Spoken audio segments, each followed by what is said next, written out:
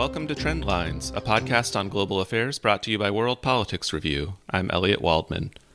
Just a quick note before we get started that if you like what you hear on Trendlines, you can stay up to date with new episodes by hitting the subscribe button wherever you get your podcasts, if you haven't done so already. You can also find a full archive of previous episodes at worldpoliticsreview.com/podcast. Flights between Saudi Arabia and Qatar are resuming this week, and the land border has reopened between the two countries, signs of a thaw in relations after 3.5 years of acrimony. Last week, Saudi Arabia, the United Arab Emirates, Bahrain, and Egypt agreed to end a travel and trade blockade they had imposed on Qatar in 2017. Those four countries, calling themselves the Anti-Terror Quartet, had accused Qatar of supporting radical Islamist groups, among other charges. The crisis had divided the 6-member Gulf Cooperation Council, or GCC, and the United States had lobbied extensively for an end to the blockade. But as my guest for today has written, there remains a lot of work to do for the countries in the region to rebuild trust and address the disputes that caused relations to break down in the first place. Sanam Vakil is the Deputy Director of the Middle East and North Africa Program at Chatham House in London, where she leads the Future Dynamics of the Gulf Project and the Iran Forum. She's also an adjunct professor of Middle East Studies at the Johns Hopkins School of Advanced International Studies. Sanam, welcome to Trendlines. Thank you so much for having me. So as you and a number of other Gulf experts have observed, I think a full understanding of the meaning of last week's agreement requires having first a firm grasp of the earlier breakdowns in trust between Qatar and its neighbors, not only the 2017 blockade, but also the diplomatic crisis within the GCC 3 years earlier in 2014, which in many ways set the stage for all of this. Could you first talk a little bit about the persistent grievances that have animated ties between Qatar and the Saudi-led quartet that participated in the blockade? Sure. This is actually a much more complex issue, obviously, than what is reported. 2017 and the outbreak of the blockade was a big surprise to many. Probably because the 2014 rupture of ties, which was of course much briefer, didn't attract as much attention. But the roots of the crisis definitely go back a number of years. I would say that the 2011 Arab Spring is a really important turning point. The Arab Spring unleashed a lot of anxiety among Middle Eastern leaders, many of whom have autocratic governments, and seeing the groundswell of uprisings and the domino effect of those uprisings around the region made a lot of leaders nervous. Also, particularly the fall of Egypt's Hosni Mubarak and the lack of U.S. sort of protection for a long-term U.S. ally also caused deep concerns, particularly in the Arab Gulf. And when the protests also spread to neighboring Bahrain, that really heightened anxieties in the region, and it sort of revealed underlying tensions and competition between Qatar and some of its GCC neighbors and brothers, as they would like to be called. Qatar had begun since the 90s to take a much more activist foreign policy role, trying to put itself forward as a regional mediator in a number of conflicts. Its flagship media channel, Al Jazeera, was providing favorable media coverage to the protests, and the Qatari leadership was supportive of the Muslim Brotherhood, and in general has had a view that political Islamic groups like the Brotherhood have a role to play in politics in the Middle East, and they have generally believed that marginalizing these groups leads to tension and radicalization. On the other side, the Emiratis have a very different worldview of the Muslim Brotherhood. And so the roots of these tensions, I think, can date back to competition that developed out of the Arab Spring. And really came to a head in 2014 when the quartet countries withdrew their ambassadors from Doha and cut ties, demanding Qatar to sever its support for political Islamic groups. So 2014 really became a sort of foreshadowing of where we were in 2017. That crisis was managed when the Kuwaitis negotiated a Riyadh agreement where all sides agreed to accept principles of non-interference, and that media channels from all of the countries would also dial down tensions and respect each other. But that agreement after the fact was not seen as being adequate or sufficient, and the Qataris were increasingly criticized for their continued support for Muslim Brotherhood groups and for Al Jazeera's media coverage as well.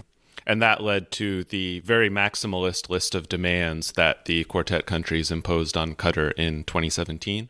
Yes, exactly. A few days after the blockade was announced, the quartet countries released 13 demands or concessions that they sought from the Qataris, which included the shutting down of Al Jazeera, the severing of relations with Iran, and withdrawal of Turkish troops from Qatar. The demands were very maximalist, as you suggested, and 3.5 years later, these demands haven't been addressed. So is it fair to say that those grievances that the quartet countries had with Qatar have not really been resolved by last week's agreement, given that it's basically just a return to the status quo? Well, yes, to a degree, most of those demands have not been resolved, or if there has been any acknowledgement of these issues, it has been done perhaps privately and behind the scenes. The only public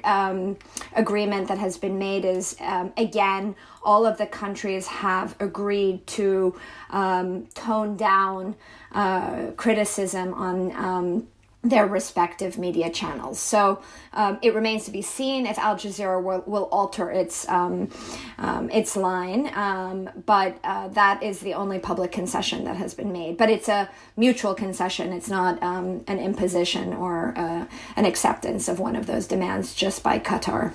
Now, Qatar has been stridently denying these accusations of its support for radical Islamist groups that have been leveled from Saudi Arabia and its partners. What exactly do we know about the nature of Qatar's involvement with these kinds of groups, the extent to which it might go beyond the Muslim Brotherhood and groups like that you mentioned? What's the reality of this situation to the extent that we know? Well, obviously the reality is always neither black or white. It's always gray. And the Qataris, in their more overt sort of strategy of regional engagement, have a diversified portfolio of relationships. The Qataris provide a lot of support to Hamas, for example, financial support that maintains the government in Gaza and is seen as really instrumental in preventing the collapse of Gaza on the one hand. On the other hand, during the Syrian civil war, in the sort of apogee of that war and the tensions in 2012, 2013 and beyond, Qatar was supporting a lot of Sunni militant groups in the crisis, and there were but Qatar was not the only country supporting a diverse array of groups. And I think that the problem here is that Qatar's strategy was much more independent and non-aligned from the rest of the GCC states.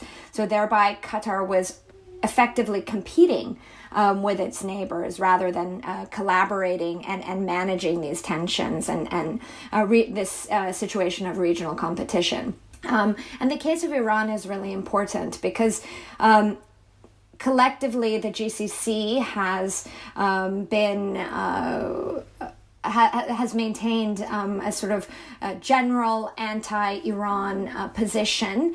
They've been very suspicious of Iran's and critical of Iran's regional activities and have since 2017 elevated tensions with Iran, specifically when the Saudi embassy was stormed in Tehran after the execution of a Shia Saudi cleric named Nimr al-Nimr.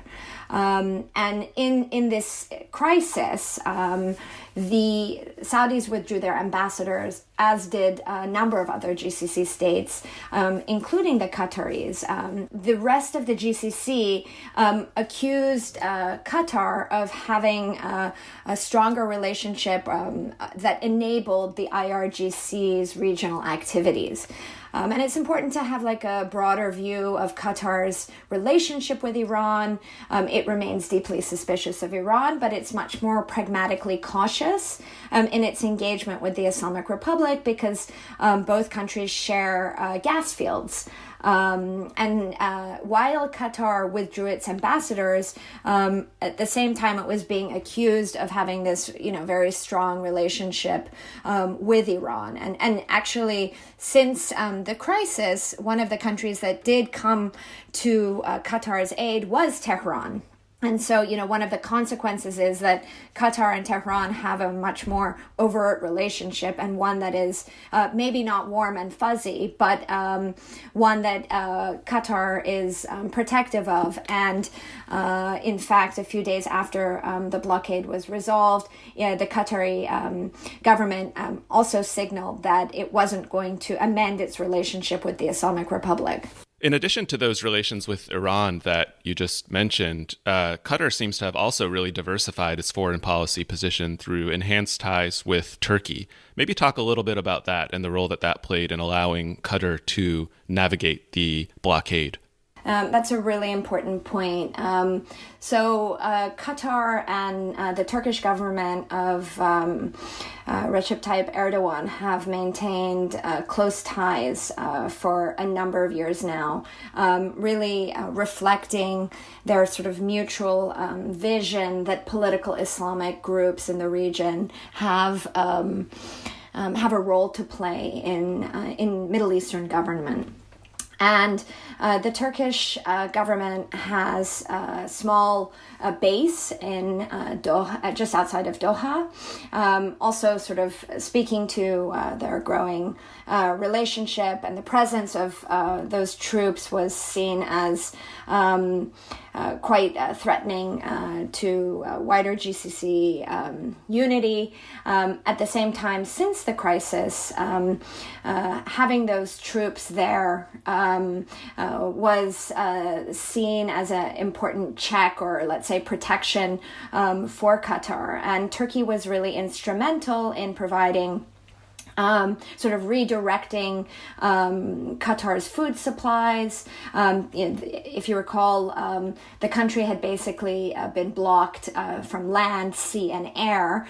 So it had to find new sea routes and supply chains. And the Turks were really instrumental in coming to Qatar's assistance. In return, of course, the Qataris have invested significantly in the Turkish economy, the Turkish stock market, and the relationship, is one that is equally very difficult to sever in this current juncture. And an additional dynamic to this is, if you recall, the Saudi journalist Jamal Khashoggi was brutally murdered in Istanbul at the Saudi embassy. So that added a complicating dynamic where Turkey was agitating and pressuring Saudi Arabia very directly through this crisis as well. So a GCC crisis actually spilled over and became a bit of a regional one. All of these efforts we've been talking about to weather the crisis on Qatar's part seem to have been very successful and have also met with a lot of domestic approval. If I understand correctly, the leadership's performance throughout the crisis has been very highly rated by Qataris at large. So would you agree that Doha seems to be the biggest winner from all of this? Well, yes and no. On the one hand, the crisis did indeed rally public support for Qatar's Emir Tamim. There was sort of a wave of national support, I think a stronger sense of Qatari identity. I recall on trips to Doha, you would see photos of the emir everywhere, a stronger sentiment of support with bumper stickers of the emir and sort of bumper stickers calling on people to stand together. And there was a sense of injustice that pervaded the society. They were deeply frustrated individuals I spoke and met with that, these relationships with their neighbors, often referred to as their brothers, many interfamilial ties and tribal ties had been severed really unjustly and in such a flagrant and embarrassing way. So in terms of internal cohesion and identity, the crisis has potentially been good for Qatar, but I think that there are many shortfalls as well that we have to consider. The cost of the crisis is I think a very important one. Qatar was able to weather the crisis and withstand this pressure, really because it's a country with a small population, a high GDP per capita, and a huge sovereign wealth fund. And so it invested in creating an indigenous food sector from scratch. And, Qataris were very proud of this, but of course you can imagine this was very costly. It paid $100 million annually to Tehran for use of Iranian airspace. Another example, it invested heavily in its ports, and at the same time, Qatar was also boosting infrastructure spending to prepare for the 2022 World Cup. The collective cost is something that has to be weighed and considered.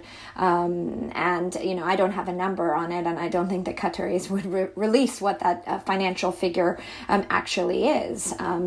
But, I think this has posed social, economic, reputational, and huge financial costs on Qatar, but also on the GCC writ large. Well, let's dig into that. So what are some of the costs that you would think are worth highlighting in terms of the GCC's overall unity and regional cohesion?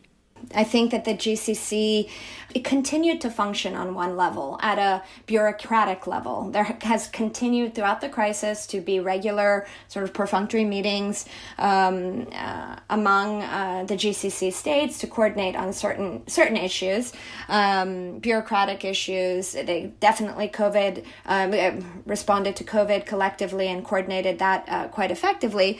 But in other areas, you can see, at least from a security perspective and an economic perspective, I think the blockade has heightened competition and heightened security challenges for the GCC. In 2015, Saudi Arabia and the UAE went to war in Yemen to constrain Iran's support and influence with the Houthis, but also against terrorist groups. And more than 5 years on, this war is continuing, and I think over the long run is going to pose a huge cost and a responsibility on the GCC to manage. The crisis, as it has continued, the war as it has continued, has impacted neighboring Oman, has seen the Qataris also potentially, allegedly, also get involved, providing financial support to the Houthis. So it's become much more of a regional security issue and not just a Saudi Yemeni one, for example. And I think this speaks to sort of wider GCC dynamics over regional security. The GCC was formed in 1981 to push back or to collectively manage security and the threat coming from Iran after its 1979 revolution and during the Iran-Iraq war, which was quite destabilizing for the GCC. But if you break apart the GCC states and look at each individual country, there hasn't been this unified, anti-Iran policy for the GCC. On the one hand, rhetorically, the GCC has called for Iran to stop meddling and stop interfering in GCC affairs. But if you look at Oman's policy, It has been quite moderate and based on neutrality and engagement with the Islamic Republic. The Kuwaitis that have had many incidents of tensions with Iran also play a very important role as the GCC's mediator and believe in trying to continue to engage with the Islamic Republic. I've already spoken about the Qatari approach. Well, the Emirati one is the most interesting because the UAE is made up of 7 different emirates, with Abu Dhabi being the most important. Abu Dhabi has a very strong anti-Iran posture, but neighboring Dubai has a long commercial and a political history of commercial and political engagement with the Islamic Republic that has been quite important. So how the GCC has managed its Iran portfolio, if you will, I don't think has been very acceptable. And this has allowed Iran to pursue bilateral sort of opportunistic strategies vis-a-vis the GCC. So, there are a lot of tensions and troubles there. And a third element I would say is important is, the GCC states are all energy dependent and all trying to diversify their economies away from this dependency, prepare for global energy shifts and to prepare their populations for sort of new social contracts and new demands in the workforce. All of the GCC states have these visions. In Saudi Arabia, it's Vision 2030. In Kuwait, it's Vision 2035. In Oman, it's Vision 2040, and so on and so forth. These visions are highly competitive because they are all directed towards diversifying each economy away from energy dependency, trying to privatize their economies, and effectively they're all competing with each other, pursuing similar strategies. So ultimately that suggests there is going to be continued challenge for the GCC states that, once envisioned being an economic union. Today you see GCC states pursuing independent tax reform. They're all supposed to have aligned the implementation of VAT, and that implementation has not been aligned. Saudi Arabia, over the summer during COVID, increased their VAT from 5 to 15%, while Kuwait hasn't even imposed VAT on its own population. So there are a number of divergences and issues that really need to be ironed out. There's a lot to unpack in all those dynamics that you just identified. I want to just briefly ask you to touch on the war in Yemen, given that that's been going on throughout the crisis. And so I wonder if you see this reconciliation as raising any hopes of an end to hostilities in Yemen, or on the other hand, maybe it doesn't really have much of an impact. I do think that we are hopefully at a turning point over the war in Yemen. And a number of factors, I think, might give way to more diplomacy and investment. I think the first is that on January 20th, the U.S. will inaugurate Joe Biden, and Biden has made it very clear that ending the war in Yemen is a priority. And a lot of us who watch the Gulf and observe these dynamics obviously see that resolving the Qatar blockade perhaps was also important for GCC and Saudi Emirati ties and relations with the incoming administration. Removing these tensions, sort of removes difficult conversations from, the first sort of engagements that these countries have with the incoming administration. I think then it will be easier for the GCC states to bilaterally or multilaterally agree to stop undercutting each other in Yemen and collectively come to the table with a Yemen strategy. There isn't one Yemen strategy, though. That's a bit of the problem. The Omanis have long called for engagement also with the Houthis. It's taken the Saudi government a long time to come on board with that strategy. They are and have been engaging, I think, through back channels and perhaps even also directly with the Houthis, but they don't want to enable Iran's role in the conflict at the same time. So you can see, as I'm explaining it, it's increasingly difficult to unravel without sort of getting all of the regional states to pile in, including Iran. And that ultimately remains the elephant in the room. The GCC needs to sit down and engage with the Islamic Republic and include Iran in the Yemeni discussions, something which the Saudi government is not currently willing to do. It does seem like the timing of the inauguration of a new president here in the U.S. also played into this détente in the GCC for that reason, given that Biden has pledged to pursue a more balanced approach to the region than President Trump, not leaning so much on just maximum all-out pressure against Iran, maybe even by rejoining the Iran nuclear deal, as he said he would consider doing. But so it does seem like the GCC wanted to try to have a more united front on Iran with Biden coming into office. Just because they've now formally ended the embargo, though, does that make it easier to align more on Iran? I think, again, on the surface, it seems that removing the issue of the blockade could create space for greater alignment. But as I mentioned before, 2 days after the agreement was signed, the Qataris did state that there would be no compromise on or no shift in their relations with either Turkey or Iran. So, what could emerge is perhaps the Qataris could play a back channel role, engaging between Tehran and the wider GCC states, or specifically Saudi Arabia. That's a scenario worthy of consideration.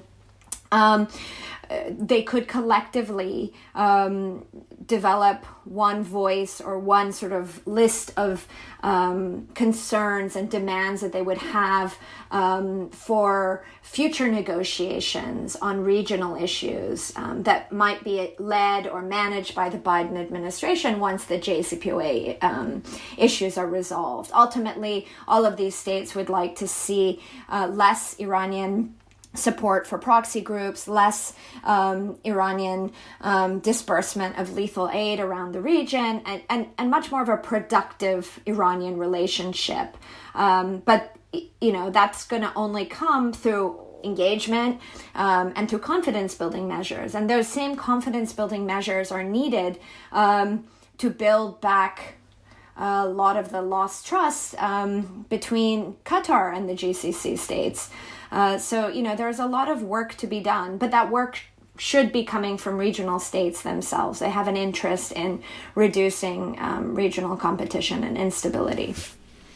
One of the issues you mentioned earlier in our conversation was Al Jazeera and its coverage of the region, and how that's often been a thorn in the side of some of the more autocratic governments in Saudi Arabia and the UAE.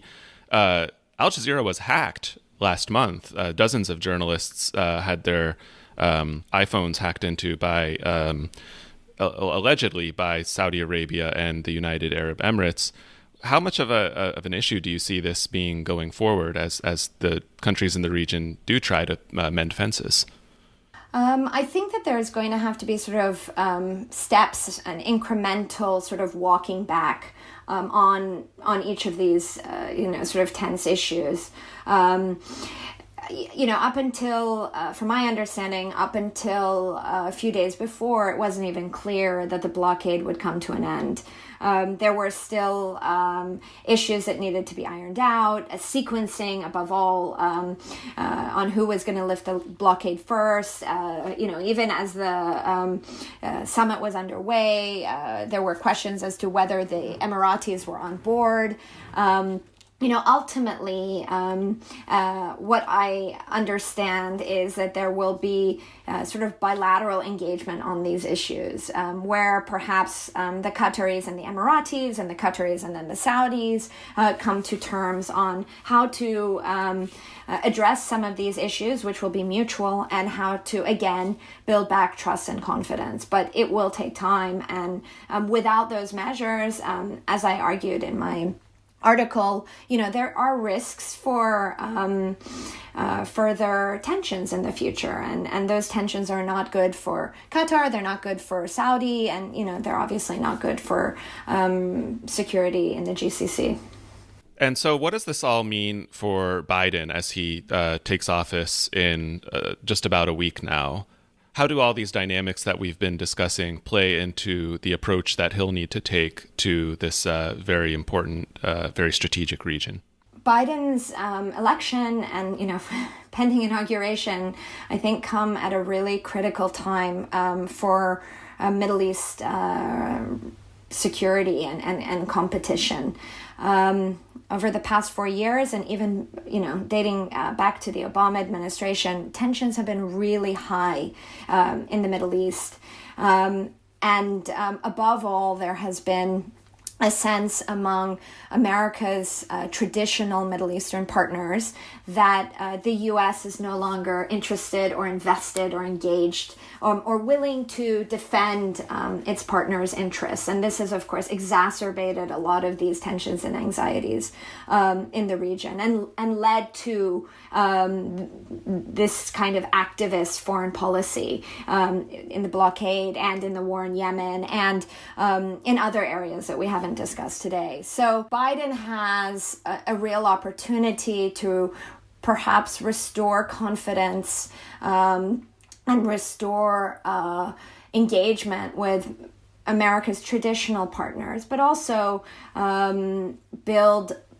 a more balanced approach for the U.S. in the Middle East. That would be through a return to the JCPOA, but ultimately what really needs to be done is to encourage or nurture or shepherd negotiations and discussions on regional competition and tensions with Iran, dialing down hot conflicts in Yemen and Syria and Libya, and trying to help sort of facilitate regional security processes that are organic to the region and not so reliant or dependent on the United States. This is a big ask for an administration coming in with so many domestic issues that have to be addressed and prioritized, whether it's the horrifying events in Washington from last week, the impact of COVID, economic demands, and geopolitical ones, tensions with China and Russia. It's hard to see the administration being able to prioritize regional security in the Middle East, but I'm a believer that without addressing these underlying conditions, the United States is going to continually be dragged back to the region. And I think this is counter to American interests. Biden himself did see, as vice president under President Obama, how an effort to rebalance things to the Asia Pacific still kind of got stymied by events in the Middle East, the Arab Spring, the war in Syria, and many more. Oh, I would just say that my concern is that a number of regional countries could look at Biden and tensions in the U.S. and sort of domestic priorities and think of him as a one-term president. That, of course, could pose a challenge for the president if regional states obstruct or push back against efforts to engage multilaterally on Yemen. We know certainly that there will be pushback from Israel, the UAE, and Saudi Arabia on Biden's JCPOA, Iran nuclear agreement plans. So it'll be important to watch how Biden tries to reassure U.S. partners while also pursuing his own independent policy agenda. Sanam, thank you so much for your time today. Thank you so much for having me. It was nice to have this discussion. Sanam Vakil is the Deputy Director of the Middle East and North Africa program at Chatham House in London. She's also an adjunct professor of Middle East Studies at the Johns Hopkins School of Advanced International Studies. If you'd like to comment on the discussion, ask a question, or even suggest a topic for a future episode, drop us a line at podcast@worldpoliticsreview.com. This episode of Trendlines was produced by me, Elliot Waldman, and edited by Peter Dury. You can follow the team on Twitter if you'd like. WPR's handle is @WPReview. I'm @Elliot Waldman with 2 L's and 1 T, and Peter is @PeterDoerrie. Thanks for listening, and tune in again next week.